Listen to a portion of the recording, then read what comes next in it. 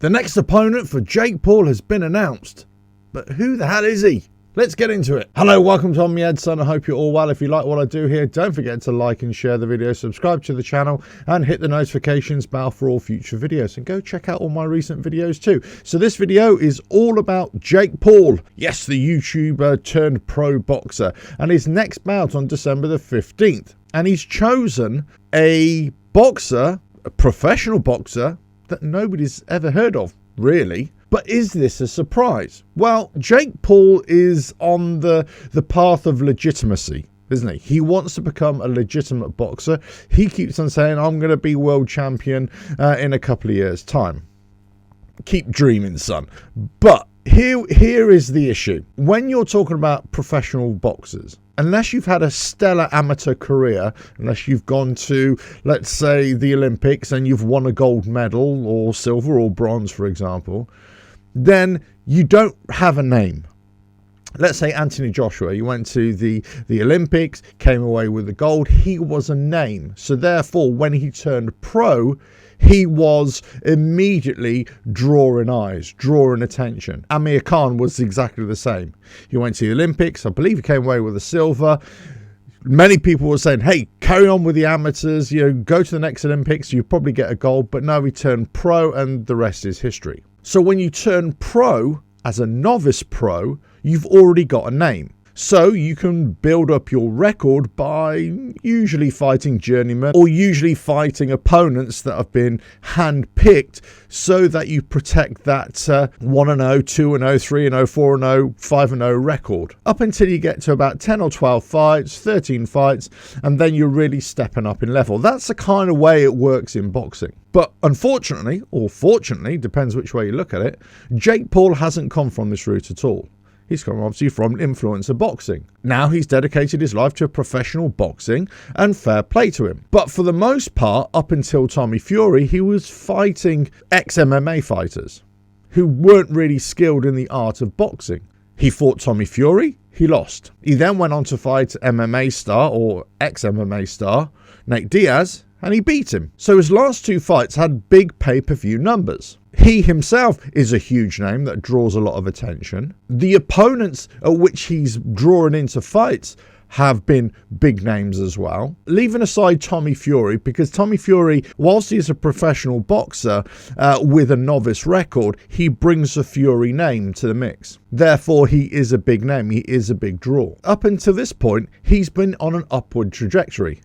Win or lose, he's been making fights with opponents who have a name themselves. They're going to be big box office hits. They're big pay-per-view hits. But on his journey to legitimacy, he's trying to emulate what a novice boxer would be doing. Fighting nobodies, fighting journeymen, trying to build up a record 1-0, 2-0, 5-0, 10-0 until you get onto the next level of professional boxing. And then you're challenging for regional titles, state titles, national titles, European titles in our case, and then obviously into world titles or world title contention, and certainly into world rankings. That's what he's trying to do. But the horse has already bolted for him. He's already had the big fights. So now to regress like the way he has, to try and fight Andre August, it just doesn't seem to make sense. Andre August is a 35-year-old pro boxer. So on the face of it, you would think,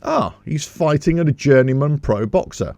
A journeyman pro boxer has had lots and lots of fights. Andre August has only had 12 fights.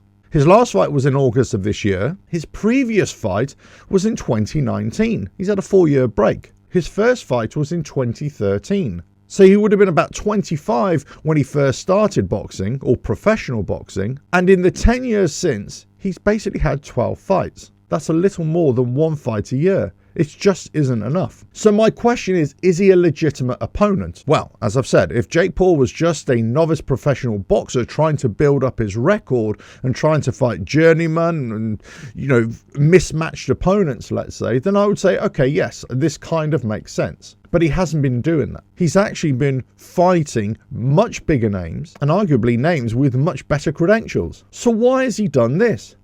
It's not even going to go on pay-per-view.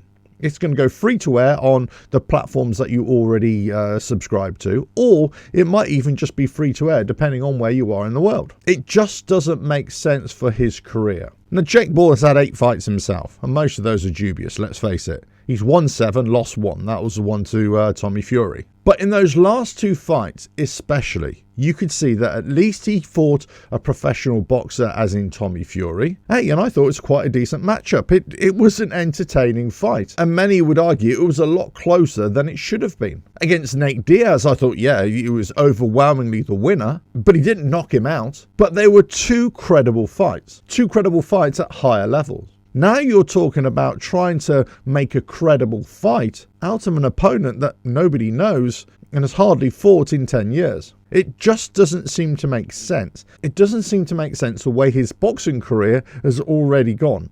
It just seems to be going off the rails a little bit here. Now, I'm not saying that he should be fighting world level fighters now. And yes, he keeps on calling out Canelo Alvarez and making idiotic claims. Of course, he's going to keep on doing that. But if he really wants to fight somebody with a name, but also as a legitimate pro boxer, he possibly needed to pick somebody a little bit better or a little bit more widely known. But he's on this path to legitimacy. And the only way he can do this now is by picking boxers that are at his level, that makes sense. If he picks the big name, it might be a big box office draw, but I believe Jake Paul can already see the writing on the wall here. I think you can already see that this influencer boxing, this crossover boxing, only has certain legs. It will only go so far, especially for him who's on this professional boxing pathway, as it were. He needs to have proper fights, proper boxing opponents, and the fights have to be credible, and his record now going forward has to be credible. No more MMA fighters, no more influencer boxers. He has to leave all that behind.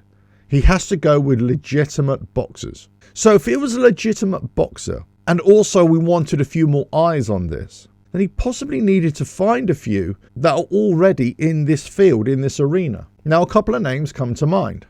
Idris Virgo, who fights on the Misfits cards, of course. Pro-level fighter, and he would make a good opponent for Jake Paul.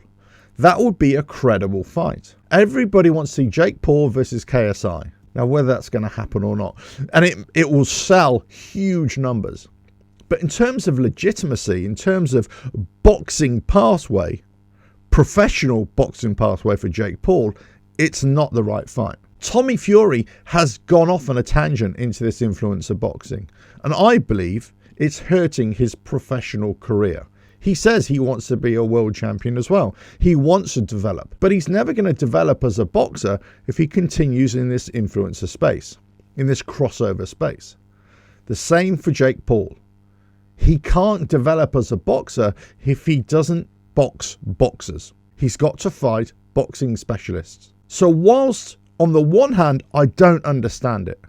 I don't understand his choice of opponent here. I think he could have chosen a much better opponent with a much better name that still has boxing legitimacy. But I also understand it that he's trying to emulate what a novice professional boxer would be doing anyway. He's picking an opponent that is a professional boxer, and then if he comes through it and he wins, he's ticked that credential.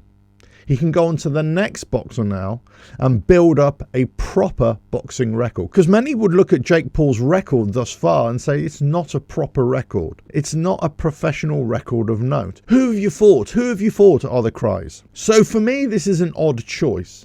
I understand it from one point of view, but I totally don't understand it from another point of view.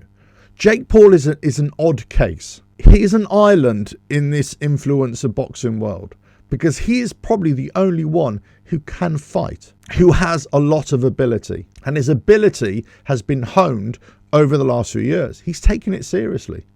He's dedicated his life to boxing. And I tip my hat off to him for that. But the way he's picking opponents now may not be right for influencer boxing, may not be right for pay-per-view, but it might be just exactly what he needs for a professional boxing career. Let us know your thoughts in the comments below. Are you going to tune into Jake Paul's fight on December the 15th against Andre August? What do you think of the opponent?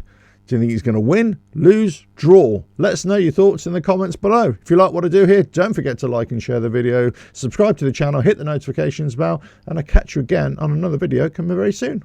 Bye now.